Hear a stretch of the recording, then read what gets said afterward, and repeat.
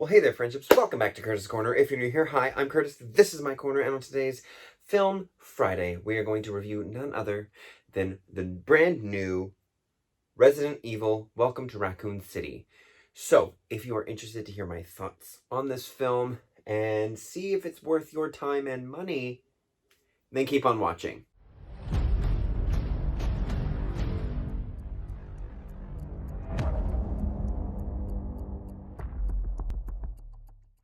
So if you don't know, Resident Evil Welcome to Raccoon City is the 7th Resident Evil live-action film that has been created. It is the first of a reboot because the original franchise actually starred Mila Jovovich and started off with the first two very reminiscent of the video games, and then by the third took a completely different path to become the franchise that we know today and is a lot of people's guilty pleasures, because as each film progressed, each film kind of got worse and worse and worse because of Paul W.S. Anderson and his involvement in directing and writing and producing and editing and all of that. So, and as we all know, by the 6th movie, the final chapter, it was just a complete and utter editing nightmare. Full disclosure, I haven't played any of the video games. I've seen clips, I've seen trailers of the video games, mainly the newer ones from like 6 and on, but that's about it. I've only ever seen the original 6 movie franchise, so I can only compare this film to what I've seen visually from the trailers from video games, as well as comparing it directly to the original franchise and just movies as a whole. So take my opinion on this with a tiny grain of salt, just because I can't physically compare it to the video games and how well it adapts them to the screen. So this first film in the whole reboot or planned reboot franchise, whether it ends up being a franchise, I'm not sure. It is directed by Johannes Roberts. I'm hoping I'm saying that correctly. I'm sorry if I'm not. He ended up directing the first and the sequel of 47 Meters Down, as well as a film called The Other Side of the Door. The film also stars Kaya Scodelario. She plays Claire Redfield. Hannah John Kamen. I think I'm saying that correctly. She is Jill Valentine. Robbie Amell, who plays Chris Redfield. Tom Hopper, who plays Albert Wesker. Avan Jogia, I think I'm saying that correctly as well. He plays Leon S. Kennedy. And it also stars Donald Logue and Neil McDonough. I think that's how you say that.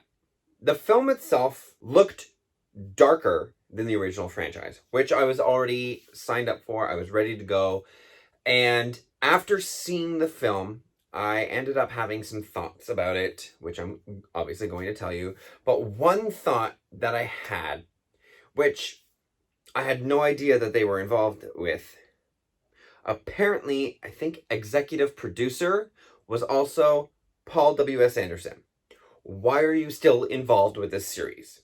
Stay out of this series. You've already ruined the first franchise, which is the whole reason of this reboot, because they wanted to make it more accurate to the video games. And now you're coming in to produce. Stay out of the franchise, okay? Stay out. You had already said that the original franchise was very accurate to the video games. I've heard otherwise. Now, with this, as of filming right now, the Rotten Tomatoes score for critics is only 28%. They are saying it is not good. They're saying it's a terrible movie and that you shouldn't ever go and see it. However, the audience score is saying it is a good movie. It is a 61%. It is not super high, but it's not the bad rating at all. It is only 2 days now that it's been out, and because it did come out on a Wednesday, you haven't gotten the people for the weekend movies to go and actually see it yet. I will say the marketing for this movie has been okay. Avan, who plays Leon, I've seen him here and there advertising for it. He's advertising a bit more now that the film is out, but leading up to it, he has not really promoted it coming out too much. But that could just be the whole Sony marketing team behind it saying, like, don't do anything yet, because we know how their marketing was with Spider-Man No Way Home as well. But I will say, once I first started watching the trailer for this film, I was very concerned with the visual aspects of it. The CGI of some of the creatures that they showed in the film looked very unfinished. For example, they showed a licker, where it's one of those creatures, big giant claws, long tongue, brain exposed. They had that in the original franchise too, and I found those were slightly more believable than what we saw in the trailers. Now, coming to watch the film itself, they definitely did alter and fix the finishing process on that creature, and it ended up creating it more in a real aesthetic. Still obviously very blatantly CGI, but they made it more part of the scene that it was in, which I appreciated. The other monster, however, that has all the eyeballs all over the place, that is kind of coming down from the ceiling, that was in the trailer, still kind of looked the same. Even when it was like attacking and grabbing people, it still did not look real and part of the scene. They tried to remedy that and try and like finalize the final aspects of it, but they didn't quite need it. It was almost like they tried to make it so real that it ended up just being so fake and like almost cartoony. Like, I would say like PlayStation 5 level CGI in a movie. And that's not what we're here for. We want, if you're doing a live action film, you want it to show that it's going to look like they're actually part of the scene and they're actually being attacked and grabbed and thrown by this creature. It didn't look like that. It looked like it wasn't there and it was just kind of placed over top of them. On top of that as well, there was another scene where one of the characters in this whole film ends up being injected by we're not really sure. It could have been the T virus. It could have been a G virus, which they actually mention in this film as well. Some type of virus in a vial, and they start mutating, as we know it happens in this franchise. So it's not actually a spoiler because we know in the video games people mutate. We know from the original franchise people have mutated into things. So someone takes the vial and injects it into them and mutates into this eyeball creature. And when they're attacking someone else with their mutated arm that has like all these spikes and eyeballs and everything on it, and just like long, grabby, pointy, sharp fingers, when they're walking around, it looks like a mixture of CGI and prosthetics, which is really cool because they have the eyeballs and everything moving, and you can tell that those are CGI, but then around it, it looks like it's actually prosthetics. So that is great to see that you're combining the two elements to try and make it as realistic as possible. But then when he starts attacking people with that arm, then it looks just completely CGI and not prosthetics anymore. And that's where I have my issue. It's very inconsistent that way. The acting on everybody, for the most part, was good. Some actors portrayed their characters and the script that they were given a lot better than others. And I found other performances kind of felt a little bit flat. I found Donald's character, he was not a very interesting character. He had no character arc. He had a lot of screen time, shockingly, but his line delivery was very poor. I found he had way better line delivery and way better acting in Gotham than he did in this. Claire Redfield character, I thought Kaya did a great job at exploring that character, exploring what she was given, and delivering her best that she could do. She was definitely by far the outstanding performance in this entire film. Robbie Amell's character of Chris, he was all right. He could have had a bit more screen time within the film, but given with what everyone was working with, I think he had second to third most on-screen moments, and he was all right. Hannah as Jill Valentine, she could have been better. Her performance in Ant-Man and the Wasp as Ghost was way better than what she did in this film. I found it seemed almost lazy at times, and other times seemed just too much for what was happening in the scene. But for the most part, she knew where to go with her character and how to portray them and how to act within that and give the proper line deliveries. Albert Wesker, played by Tom Hopper, who you may recognize from the Umbrella Academy, he did an alright job. I found his acting at times were very over the top, and there's just one scene, I'm going to say in a mid-credit scene, where his acting is just so over the top, where you're just like, oh, please stop. And it goes on for so long. I was just in my head just begging him to stop doing what he was doing, because it was just so unbelievable and just so not enjoyable to watch. And then Avan's character of Leon, I was very disappointed with how they portrayed him. Like I said, I don't know the video game, so I don't know how much Leon is in the first two Resident Evil games, because this film is an adaptation of the first and the second Resident Evil games, just the very first two. It is an adaptation of the two of them together, but the entire time, his character is pretty much A, sidelined, or B, useless. He is afraid of everything. He has no confidence to do anything in the film. He's very second-guessing of everything. He has to be a follower. He's not independent. Whereas in the first film franchise, when Leon comes in, he's very much, okay, guys, I'm leading this team. Let's go and rescue these people. We gotta go and get... Who did they rescue in the first one? I think it was Ada that they rescued in the first one, as well as Mila Jovovich's character of Alice. Chris is leading this whole team of, like, people, and then they have, like, a shootout. Like, he was very, let's go. Like, he was manning his team. He was a leader and very focused on the task at hand. Whereas this one, he didn't know how to shoot anything. He was very nervous. He was very afraid of everything. He was a follower. They always called him Rookie because he was a rookie cop. So I don't know if that's how he starts in the video games or not, but I did not like that portrayal of Leon, because I went in expecting him to be this leader and this badass, and he just wasn't. But the costumes that everyone wore, from what I've seen from pictures, are very reminiscent of the characters, aside from Leon.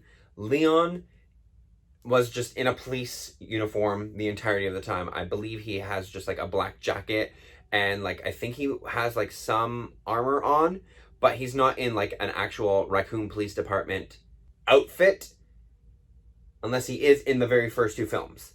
And I guess he upgrades maybe later on. But Chris's character being in the police uniform, accurate. We had Claire in her classic red jacket. That was done right.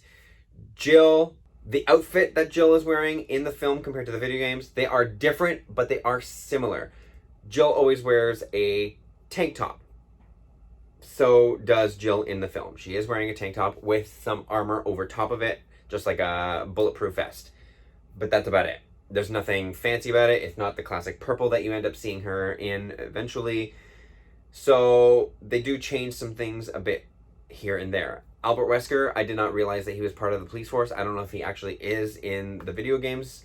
All I know is that he was always in charge of Umbrella according to the original 6 films. And he was portrayed... I liked how he was portrayed in the first franchise. I liked how they went right in, right away with him being evil and in charge of Umbrella and wanted to like destroy everything and create all these things. This one... it's not that. He's actually trying to help everyone, but at the same time, he's only in it for himself. And we learn that there's this group of people who's like helping him figure out that Umbrella's up to no good, but then he ends up somehow running Umbrella later on. At least that's what I'm going to assume based off of the original franchise. Overall storyline of this, there wasn't a huge storyline, but there was at least some. I've seen some critics saying there's no plot, there's no story development, there's no this, there's no that. Well, it's supposed to be a fun zombie movie. There is a plot to the film, and we know what they have to do. So to say that the film has no plot is just simply not true. There is a plot, we know what the role of this film is, and we know what the roles of each character are. But it could have been a stronger plot. There's the key difference. The plot could have been stronger and fleshed out a bit more. But there was still a plot. It was a very simplistic plot, but there was a plot nonetheless. Some of the editing as well, I didn't like, where the plot of the movie was they have to escape Raccoon City before 6 a.m. because they're going to blow up the whole town.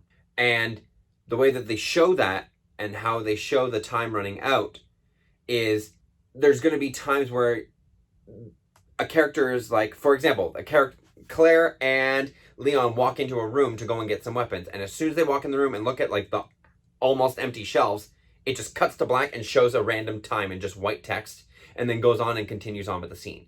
I don't like things like that. Don't do cutting like that. Do what other films have done, or even what like the show 24 has done, where start it off and have the time there doing a countdown, and then it goes down into the corner for just a little bit, having it count down for like a couple seconds, and then disappears so you don't notice it anymore. That's what you should be doing. Don't interrupt a scene that's literally in the middle of something that these characters are doing to show us a plain black screen with a time straight in the middle saying, it's 2:45 in the morning. You have 3 hours and 15 minutes to get out of here. Great. Thank you for letting us know the time. But also, don't interrupt my scene. I feel like a lot of the critics are coming across this and just saying it's a useless reboot, but really their intentions are, well, you've changed the ethnicity of Leon and you've changed the ethnicity of Jill Valentine, so we don't like that, so we're going to give it a poor rating and just blame it on visuals and other stuff. That's not the case. They do a decent job with what they are given, and they do try and portray the character as well as they can with the plot that they're given. That is pretty much everything that I have to kind of say about this film. It's a fun, entertaining film to watch. It definitely, I will say, the huge difference between the original franchise and this one is, in the original franchise, you knew it was inspired by the video games, but it felt like you were watching a movie, and it was great. The first one was very much eerie horror, but it still had lots of action. Same with the second one, and then it just went straight into just action with elements of horror for the last four.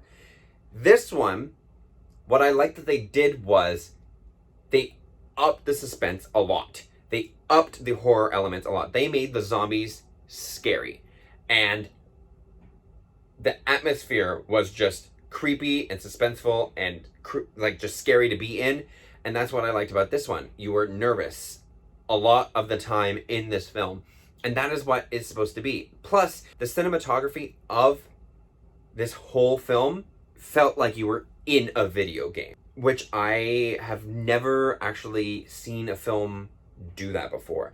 When you're watching the original franchise, you're just watching a film. But this one, it is very immersive, and you do feel like you're part of the film and that it's you playing a game. There was one critic that I read who just said it was a useless reboot because, actually, let me read it for you. So Nick Johnston says, if you were to watch a Twitch stream of a game you've already played while totally alone in a darkened room without any commentary or presence whatsoever from the player, well, I imagine the experience would be a lot like this one.